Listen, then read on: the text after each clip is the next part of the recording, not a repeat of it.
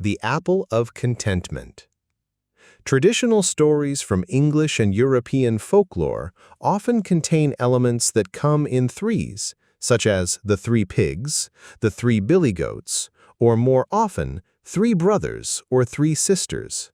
These stories usually have the two older children enjoying themselves at the youngest one's expense. Howard Pyle, a popular author who lived in the 19th century, has written a tale about three sisters. It may seem familiar to you as you read it. What story does it remind you of? There was a woman once, and she had 3 daughters. The woman loved the first daughter and the second daughter as she loved salt, but the youngest daughter she loved not at all. The first sister and the second sister dressed in their Sunday clothes every day and sat in the sun doing nothing, just as though they had been born ladies, both of them. As for Christine, that was the name of the youngest girl, as for Christine, she dressed in nothing but rags and had to drive the geese to the hills in the morning and home again in the evening, so that they might feed on the young grass all day and grow fat. The first sister and the second sister had white bread and butter besides, and as much fresh milk as they could drink. But Christine had to eat cheese parings and bread crusts, and had hardly enough of them to keep Goodman Hunger from whispering in her ear. This was how the churn clacked in that house. One morning, Christine started off to the hills with her flock of geese, and in her hands she carried her knitting, at which she worked to save time. So she went along the dusty road until, by and by, she came to a place where a bridge crossed the brook, and what should she see there but a little red cap, with a silver bell at the point of it, hanging from the alder branch. It was such a nice, pretty little red cap that Christine thought she would take it home with her, for she had never seen the like of it before. So she put it in her pocket, and then off she went with her geese again. But she had hardly gone a step when she heard a voice calling her, "Christine! Christine!" She looked, and what should she see but an odd little gray man, with a great head as big as a cabbage, and little legs as thin as young radishes. "What do you want?" said Christine, when the little man had come to where she was. Oh, the little man only wanted his cap again. For without it, he could not go back home into the hill. That was where he belonged. But how did the cap come to be hanging from the bush? Yes, Christine would like to know that before she gave it back again. Well, the little hill man was fishing by the brook over yonder when a puff of wind blew his cap into the water, and he just hung it up to dry. That was all that was about it, and now would Christine please give it to him? Christine did not know about that. Perhaps she would, and perhaps she would not. It was a nice, pretty little cap. What would the little underground man give her for it? Oh, the little man would give her $5 for it, and gladly. No, $5 was not enough for such a pretty little cap. See, there was a silver bell hanging to it, too. Well, the little man would give her $500 for it, and gladly. No, Christine did not care for money. What else could he give for this nice, dear little cap? "See, Christine," said the little man, "I will give you this for the cap." And he showed her something in his hand that looked just like a bean, only it was as black as a lump of coal. "Yes, but what is that?" said Christine. "That," said the little man, "is the seed from the apple of contentment. Plant it, and from it will grow a tree, and from the tree an apple. Everybody in the world that sees the apple will long for it, but nobody in the world can pluck it but you. It will always be meat and drink to you when you are hungry, and warm clothes to your back when you are cold. Moreover, as soon as you pluck it from the tree, another as good will grow in its place. Now will you give me my hat?" Oh, yes, Christine would give the little man his cap again. He put the cap on his head, and puff! Away he was gone, as suddenly as the light of a candle when you blow it out. So Christine took the seed home with her and planted it before the window of her room. The next morning, when she looked out the window, she beheld a beautiful tree, and on the tree hung an apple that shone in the sun as though it were pure gold. She went to the tree and plucked the apple as easily as though it were a gooseberry, and as soon as she had plucked it, another as good grew in its place. Being hungry, she ate it, and thought that she had never eaten anything as good, for it tasted like pancake with honey and milk. By and by, the oldest sister came out of the house and looked around. But when she saw the beautiful tree with the golden apple hanging from it, you can guess how she stared. Presently she began to long and long for the apple as she had never longed for anything in her life. "I will just pluck it," she said, "and no one will be the wiser for it." But that was easier said than done. She reached and reached, but she might as well have reached for the moon. She climbed and climbed, but she might as well have climbed for the sun, for either one would have been as easy to get as that which she wanted. At last she had to give up trying for it, and her temper was none the sweeter for that, you may be sure. After a while came the second sister, and when she saw the golden apple, she wanted it just as much as the first had done. But to want and to get are very different things, as she soon found, for she was no more able to get it than the other had been.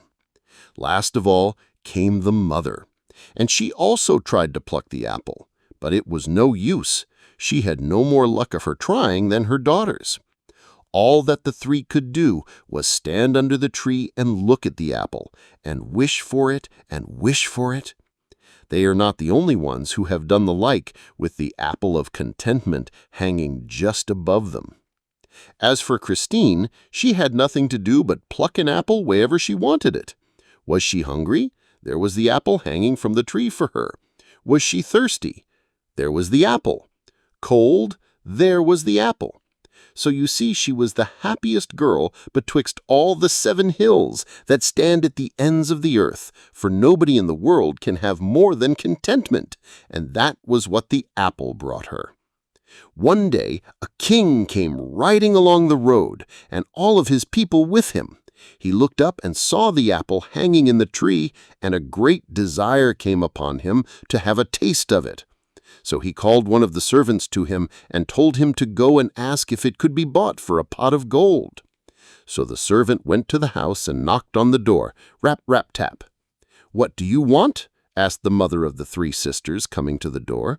"Oh, nothing much, only a king was out there in the road and wanted to know if she would sell the apple yonder for a pot of gold."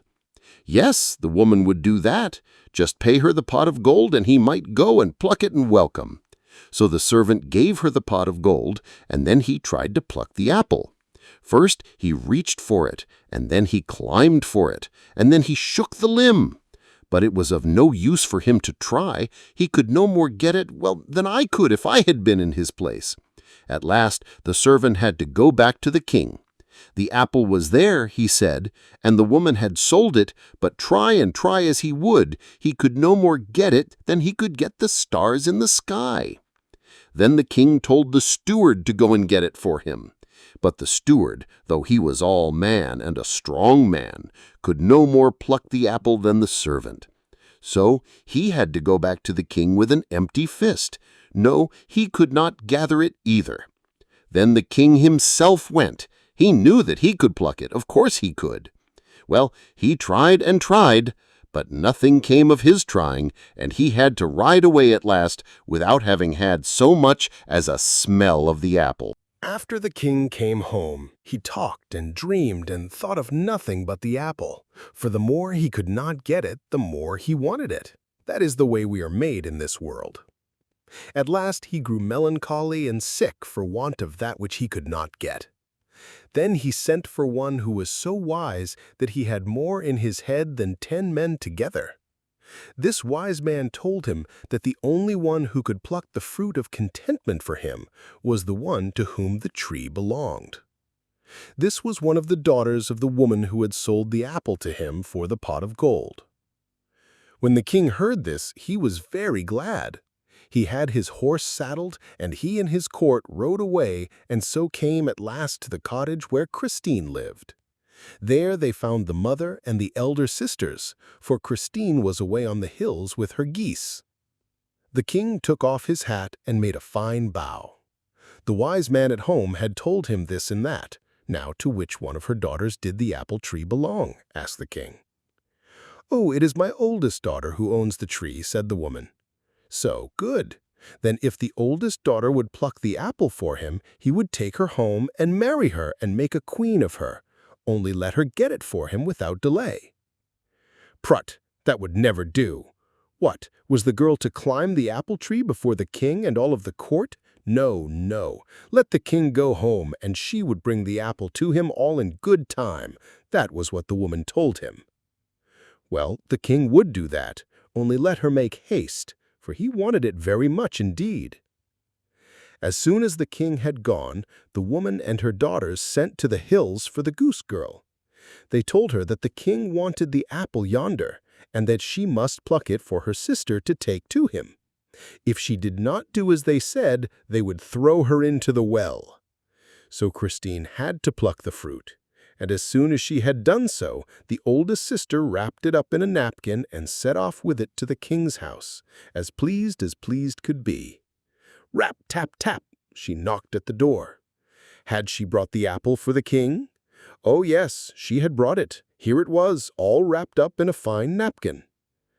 After that, they did not let her stand outside the door till her toes were cold, I can tell you. As soon as she had come to the king, she opened her napkin. Believe me or not as you please, there was nothing in the napkin but a hard round stone. When the king saw only a stone, he was so angry that he stamped like a rabbit and told them to put the girl out of the house. So they did, and she went home with a flea in her ear, I can tell you. Then the king sent his steward to the house where Christine and her sisters lived. He told the woman that he had come to find out whether she had any other daughters. Yes, the woman had another daughter, and to tell the truth, it was she who owned the tree. Just let the steward go home again, and the girl would fetch the apple in a little while. As soon as the steward had gone, they sent to the hills for Christine again. Look, she must pluck the apple for the second sister to take to the king. If she did not do that, they would throw her into the well. So Christine had to pluck the apple and give it to the second sister, who wrapped it up in a napkin and set off for the king's house, as pleased could be. Rap, tap, tap!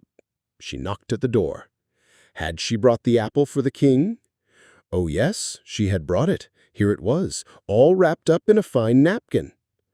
After that, they did not let her stand outside the door till her toes were cold, I can tell you. As soon as she had come to the king, she opened her napkin. Believe me or not as you please, there was nothing in the napkin but a lump of mud. So they packed her home again with her apron to her eyes. Now, after a while, the king's steward came to the house again. Had the woman no other daughters than these two? Well, yes, there was one, but she was a poor, ragged thing of no account and fit for nothing in the world but to tend the geese. Where was she? Oh, she was up on the hills now, tending her flock. But could the steward see her? Yes, he might see her, but she was nothing but a poor simpleton. That was all very good, but the steward would like to see her, for that was what the king had sent him there for. So there was nothing to do but to send to the hills for Christine. After a while she came, and the steward asked her if she could pluck the apple yonder for the king. Yes, Christine could do that easily enough. So she reached and picked it as though it had been nothing but a gooseberry on the bush. Then the steward took off his hat and made her a low bow, in spite of her ragged dress, for he saw that she was the one for whom they had been looking all this time. So Christine slipped the golden apple into her pocket, and then she and the steward set off to the king's house together. When they had come there, everybody began to titter and laugh behind the palms of their hands to see what a poor ragged goose girl the steward had brought home with him. "Have you brought the apple?" said the king as soon as Christine had come before him. Yes, here it was, and Christine thrust her hand into her pocket and brought it forth. Then the king took a great bite of it, and as soon as he had done so, he looked at Christine and thought that he had never seen such a pretty girl. As for her rags, he minded them no more than one minds the spots on a cherry. That was because he had eaten of the apple of contentment. And were they married? Of course they were, and a grand wedding it was, I can tell you. It's a pity that you were not there, but though you were not, Christine's mother and sisters were. And what is more, they sat with the other guests, although I believe they would rather have sat on pins and needles. "Never mind," said they, "we still have the apple of contentment at home, though we cannot taste of it." But no, they had nothing of the kind. The next morning it stood before the young Queen Christine's window, just as it had at her old home, for it belonged to her and to no one else in all the world. That was good for the king, for he needed a taste of it now and then as much as anybody else, and no one could pluck it for him but Christine. Now that's all of this story. What does it mean? Can you not see? Rub your spectacles and look again.